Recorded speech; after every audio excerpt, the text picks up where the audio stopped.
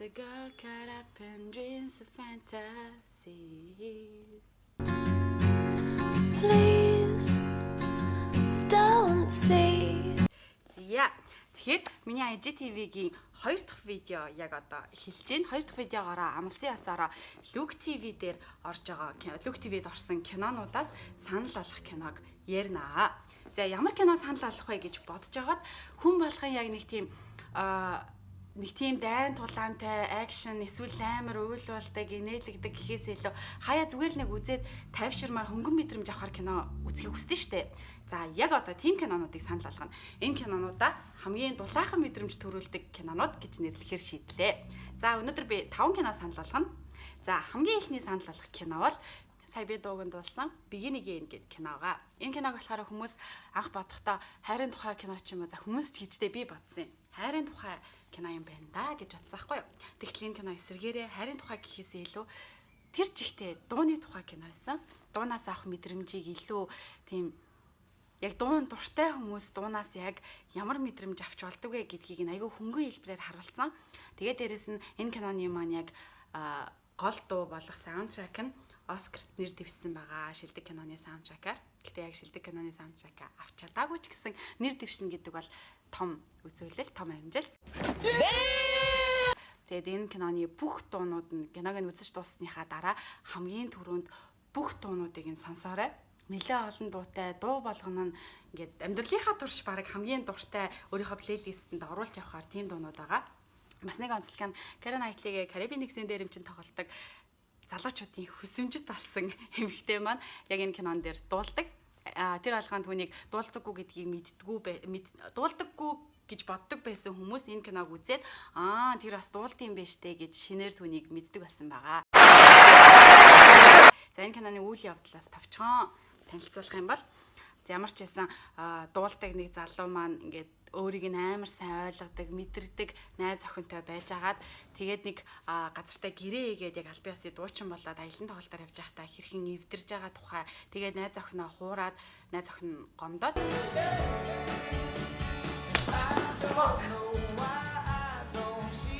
What is wrong with you? Тэгээд өөрөө дуулж авч байгаад нэг алдартай продюсертэй тааралцдаг. Гэхдээ аль хэдийн үеөө өнгөрөөсөн продюсер гэдэг хэвгүй архинд орсон. Тэр продюсер маань тэрнээс олж харсан өөрийнхөө л сонссон тэр мэдрэмжээрээ чи үнэхээр гоё дуу бичдэм байх, чи үнэхээр ингэж хүмүүсийн сэтгэл зүрхэнд хүрсэн дуу бичдэм байх гингүүтээ тэрийг дэмжих гэж хичээнэ. Тэгэл энэ киноны үйл явц маань нэг юм бүхэлдээ дууны тухай. Гэхдээ хамгийн гоё нь бас нэг юм гоё зуршил үгэн заяа тэр кино. Ямар зуршил вэ гэхээр чихвц салаалагчаар ингээд яг адилхан чихвчээрээ сонсохоор тийм нандин дуунууд өгдөө штэ. Яг адилхан тийм дуунуудаа хажуудаа байгаа хүндээ хамт алхаж байгаа хүндээ чихвц салаалагчаар хамт сонсоод тэгээд ингээ гудамжаар алхаж байгаа. Тэгсээ бүр клуб руу ороод бар руу ороод бүжиглж байгаа. Гудамжаар алхаснаа бүжиглээд метронд эсвэл хамт ингэж дуугаа сонсч тэнэгтэж байгаа. Тийм мэдрэмжүүдийг өгдөг болохоор би чихвц салаалагчийг кино үзснийхаа дараа хайж олсон. Компьютер ланд дээр юм байлээ. 10,000 төгрөг гээд 5,000, 10,000, 15,000 гэдэг тиймэрхүү сонголттой байсан баг. Гэтэ аль нь ч ялгаагүй заяа. Тэгээд чихвц салаалагч олоод хамгийн сайн найзтайгаа хамт гудамжаар бас автобусанд зөндөө дуунууд сонсч явсан. Тэгээ манай найз битээр бас нэг мөрөөдөл энэ дээр гарсан битээр заавал клуб орж бүжиглэхтэй өөртөө чихвц салаалагч авч орж байгаа чихэндээ зүүж байгаад хоёулаа бүжиглэн гээд тохирцсон байгаа. Luck be a lady tonight. Тэгэхээр энэ киноноос авах мэдрэмж тэр чихтэй дуунд дурлаад тэр дуунуудыг нь сонсонгоо ямар ч тийм драматик зүйл байхгүйгээр амар хөнгөн гоё мэдрэмж киноноос авч болдгийг мэдрээд тайвшраад тэгээ плейлистээ шинжлэх ийм боломжийг олгоно. За хоёр дахь кино. За хоёр дахь кино юу вэ гэхээр за дуу ярьсан юм чи мэдээж үргэлжлүүлээ дахиад дуутай холбоотой кино ярьчих. За энэ юу гэхээр Star is Born гэдэг киногаа. За энэ киноны онцлог хүмүүс мэдээж ихэнх нь үзсэн байдаг. Хэрвээ үзээгүй бол заавал үзээрэй. Lady Gaga энэ кинонд тоглосон гэдгээрээ онцлогтэй. Бид нар Lady Gaga-г нэг тийм чамин ганган хувцастай, нэг тийм гялтахаар, нэг тийм pop тийм байдлаар нь л мэддэг бол энэ кинон дээр бүр шал өөр өнгө төрхтэйгээр хамгийн анх түүнийг бодоггүй арах боломж баг олцсон энэ кинон дээр. За тэгээд дээрэс нь Bradley Cooper-ыг үнэхээр тийм гоё залуу, джентльмен, кул залуу гэдгээр нь мэддэг боловч энэ кинон дээр яг тийм country стилийн дуучин, тэгснээ архичин, тийм хүний өнгө төрхөөр харна амар гоё тостаасан, гоё хоолойтойгоор ийм өнцгөөс харсан чинь нэг бодлын шок заяа. За мэдээж жүжигчд нь тоглосон хүмүүс нь гэхээсээ илүү киноны утга санаа нь мэдээж үнэхээр гоё. Энэ киноны төрүүлж байгаа мэдрэмж эмэгтэй хүн эрэгтэй хүнд хайртай бол яг хайртай л бол ямар мэдрэмжийг мэдэрдгийг илүү сайн харуулсан гэж хэлж болно. Тэгээд ингээд дунд хэсгээс нь эхлээд уйлсаар агаал нусналтайгаа хутгалтаал дууссан юм кино байгаа. Тэгээ ямар ч хүн энэ киног заавал үзэх ёстой кинонуудынхаа нэгт багтаагаад хэрвээ үзээг бол үзээсэй гэж хүсэж байна. Нэг тийм хөнгөн мэдрэмж тэгээд дуунуудыг ин сонсоод уярах тэр мэдрэмжийг авахын сацуу дээрэс нь бас хайрыг мэдрэх нэ энэ киногоор. We're far from the shallow now. Holy shit. Гурав дахь кино маань илүү хөнгөн мэдрэмжийг өгдөг тийм кино байгаа. Энэ ямар кино гэхээр гэр бүлт чиглэсэн кино гэж хэлж болно. Instant Family гэдэг кино байгаа. Энэ киног үзээд анх зүгээр л ингээд Люк ТV гүйлгэж авч байгаа л. За ямар хуу кино үзэх үү? За энийг үзчихдээ байл өдөржингөө гэртээ амарч явахдаа сонгоод үзсэн кино. Гэхдээ энэ киног сонгож үзсэндээ би маш их баярлагдав. Бас л уйлчихсан. Монголын ихэнх кинонууд бол төгсгөлд нь уйлуулдаг бол энэ кино бол бүр эхнээс нь ахуулаад төгсгөл хүртэл тасралтгүй уйлуулна гэдгийг амлаад. Гэтэ тийм уйлуулахар юм бол гардаггүй. Гэтэ уйлчихсан. Ягаад вэ гэхээр асрамжийн газраас хүүхдтэй болж чаддаггүй хос ингээ маргалддаг болоод нэгэндээ амар хайртай ч гэсэн маргалдж жагаад битүүрийн ингээд маргааны асуудал яг үнэндээ хүүхэдчүүдээ хоёлаа ингээд хүүхэд үрчилж авъя гэдэг шийдвэр гаргаад тэгээ хүүхэд үрчилж авангууд дэлхийн нийтээрээ судалгаагаар мэдээж жоохон хүүхэд үрчилж авах илүү нялх хүүхэд үрчилж авах тийм сонирхолтой байдаг. Тэгтэл яг үндэ багтаа тэгэж бараг л дэлгүүрийн лангуун дээр байгаа юм шиг хөөрхөн ихтүүтэй байгаа сонгогдож чадаагүй тэр хүүхдүүд жоохон насанд томроод ирэнгүүт өсвөр насанд хүрээд ирэнгүүт угаасаа хинж тэдрийг авдаггүй болохоор ямар нэгэн байдлаар асамжийн газраасаа гарах шаардлагатай болдог. Тэр үе ирэнгүүт буруу замаар ордог ч юм уу эсвэл ажилд оронгууд асарч хамгаалах эцэг ихгүй штэ гингүүтээ ямар нэгэн хүчирхийлэл давтдаг ч юм уу тиймэрхүү зүйлүүд судалгаанууд маш их байдгийг хөнгөнөөр хөндөж харуулсан кино. Тэгээ тэр хоёр маань яадаг вэ гэхээр өсвөр насны хүүхэд үрчилж авах шийдвэрийг гаргадаг. Мэдээж хүнд тэгэл мэдээж ойлголцож чадахгүй аль хэдийн өөрийн гэсэн би гэсэн үзэл бодол тогтцсон байгаа тэр хүүхдийг чинь аав ээж нэгэд ойлгуулах хэцүү нэг айлын хүүхдүүдийг үрчлээд авчдаг. Бага насны, дунд насны, өсвөр насныгээ 3 хүүхэдтэй айл гэж хүүхдүүд ээж таардаг. Тэгээд тэдний яг ингээд жинхэнэ эцэг их байх хариуцлага ямар эдийн өсвөр насны хүүхдийг яаж ингэж ойлгож хайрлах ёстой гэдэг мэдрэмжийг тусгасараа байгаад тэгээд эцэст нь ингээд яг нэг гэр бүл болоод үлдчихэж байгаа тийм хөвгчлөлтэй энэдмийн зүйлүүд хаяа гардаг. Тэгээд илүү тийм хөнгөн мэдрэмжийг төрүүлэх үз энэ сэдвийг хөнгөн байдлаар гоё хүндсэн тийм кино. Тэгэхээр заавал хүн болго үзэх ёстой кинонд бас орох ёстой л гэж миний хувьд дүгнэж. Give us some chips. No, we're not giving her chips. We're just gonna eat.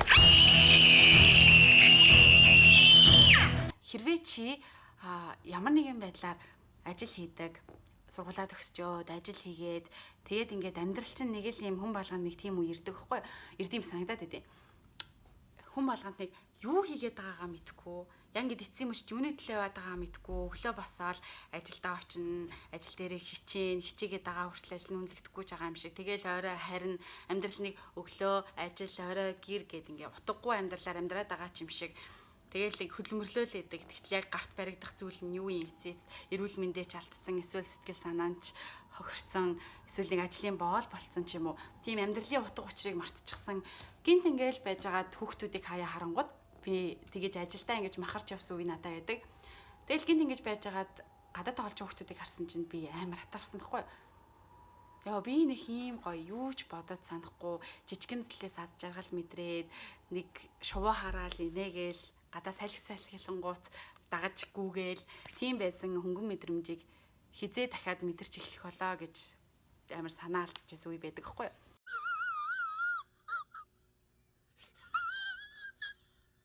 Яг тийм хүмүүс үзэхэд илүү тохиромжтой. Амьдралын аз жаргалыг ямар хүн баян бэ гэхээр амьдралын аз жаргалыг мэдэрж байгаа хүн илүү баян. Зүгээр ингээд мөнгөтэй Тэгээд ингээ ажил дээр амжилттай тэгсэн хэрнээс яг үндэ гэр бүлийн аз жаргал байхгүй болцсон өдөр тутмын амьдрал нь нэгэн хэвийн тэгээл нэг уур уцаартай хөмсгөө зангидсан тийм хүний хажууд зүгээр л гудамжаар өөртөө тийм амар гоё хувцлаагүй хэрнээсээ би твтэх ноосон цамцаа өмсчөөд лаз шүлээ авч байгаад ингээ зайрмаг долоотсон ямар гоё нартай өдөр вэ бороо өстой гоё орж ин доо гэж байгаа тийм хүн тэр хүнээс хамаагүй илүү баян байдаг. Тэгэхээр энэ киног үзчихэд хүн болгоно нэг зүйлийг ойлгох ах гэж амар их найдаж байна. Тэр ойлгох зүйл нь юу байгаасаа вэ гэж миний хувьд төсөж байгаа гэхээр жижигхэн зүйлээс аз жаргал мэдэрдэг өөрийнхөө дотор байдаг тэр тийм хөгжилтэй, аз жаргалтай, гинэн итгэмтгий тэр хүнээ сэрээгээд энэ кинотой хамт энэ мэдрэмжийг мэдрээд тэгээд өөрийнхөө амьдралынхаа хэв маягт багхан ч гэсэн өөрчлөлт оруулаасай гэж хүсэж байна.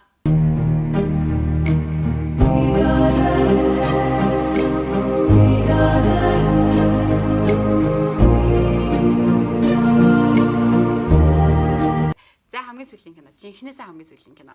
За энэ мэдээж би угаасаа Сандра Буллок тайртай юм шиг байна. Яагаад тайртай болсон бэ гэхээр энэ киноноос олж тайртай болсон. Энэ бол чамааг унтаж байх хойгор буюу While You Were Sleeping гэдэг нэртэй кино байгаа. Сандра Буллок энэ кинон дээр бурхан минь амар үзэсгэлэнтэй. Тэрний баг хамгийн үзэсгэлэнтэй, будаггүй, энгийн төрхтэй залуу хүн үеийг шингээж үлдсэн кино байх. Тэгээ бүр ингээд заримдаа ингээд киноныхоо утгыг мартаа зүгээр л Сандра Буллокийг хараад дурлаа л ямар хөөрхөн юм бэ гэж бодсоор агаад таарахч би бүр зөндөө байна заяа. Тэгэхээр энэ кино бас мэдээж нөгөө 1990 оны 2000 онд гарч ирсэн юм кино болохоор мэдээж амар хөнгөн үйл явдалтай. Нэг залуу анхны харцаар дурлаад тэгээ гинэн мөрөөдөмтгий энгийн нэг метроны бодол дээр ажилдаг тасалдаг эмэгтэй маань нэг залууд дурлаад тэгээ нөгөө залуу нүдэн дээр нь осолд ороод комд орчдөг байхгүй юу. Тэгээ комд орсон чинь нөгөө залууга нөгөө эмнэлэгт түргээд өгсөн чинь санамсаргүй байдлаар сүйт өсгөнгээ ойлгогдсон. Тэгэж явж байгаад өөрөө эцэг гэхээсээ өнчүү үлдсэн ганцаараа амьдардаг. Тэгсэн чинь эцэг их нь гэсэн чинь амар олуулаа хамаатан садан ингээд 6-7 хүн ингээд хурч ирээд хаста би аав гэх чинь би дүүн би ээж нь би аав нь гэл ингээд баахан би имэн гэл хүмүүс хүрээд ирээд тэнгуүтээ нөгөө сүйд өсгөнгээ ойлгоцсон чинь яг өөрийнхөө охин шиг хайрлаад хэлэхгүй юу комд байх хугацаанд нь тэгсэн чинь нөгөө эмэгтэй маань энэ худлаа би сүйд өсгөнд бишээ гэж хэлж чадахгүй өөрөө ирэхгүй ингээд худлаар авчдаг хгүй юу. Энэ амар гоё мэдрэмж өгөн заяа. Юу нэ вэ гэхээр яг өнчрөөд үлдсэн байгаа гэр бүлийн халуун талаа нэг тийм олуулаа байдаг аз жаргалыг мэдрээгүй байсан тэр охин хөөх гэр бүл нь ямар гоё нөгөө залууд дурснасаа илүү гэр бүлт нь хайртай болоод ийм гоё гэр бүлтэй ээж үзгийнсэн энэ гэр бүлийн нэг хэсэг болж байгаа надаа гоё байна гэж бодогдоод худлаа ярьсаар байдаг. Энэ мэдрэмж нь хамгийн дулаахан мэдрэмж төрүүлнэ. Тэгээ киноны туршид гэр бүлээрээ орой хоол хамт идж байгаа. Тэгээ нэгэндээ бэлэг өгч байгаа. Тэгэл нэг хоорондоо нэг инээдтэй тоглоом шоглоом хийдэг. Тиймэрхүү мэдрэмжүүд ингээд нүүрэнд ингээд инээмсэглэл тодруулаад байдаг. Тэгээ мэдээж нэг дуурлах залуу гарч ирэл дурлж мурлал кино мэдээж өрнөдгөөрөө тайр дурлалын сценүүд явна. Гэтэ ямар ч байсан хэтрүүлэг байхгүй, ямар нэгэн фантаз авахгүй хамгийн дулаахан мэдрэмжийг өгөөд тэгээд дуустдаг байгаа. Энэ киног үзээд дуусны дараа хэдэн өдөртөө ингэж явдаг.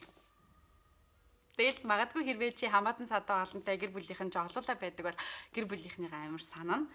Хэрвээ илүү цөөхүлээ байдаг тийм гэр бүл бол холуулаа байх гэр бүл бас гоё юм те гэсэн тийм бяцхан хатаархал төрнө.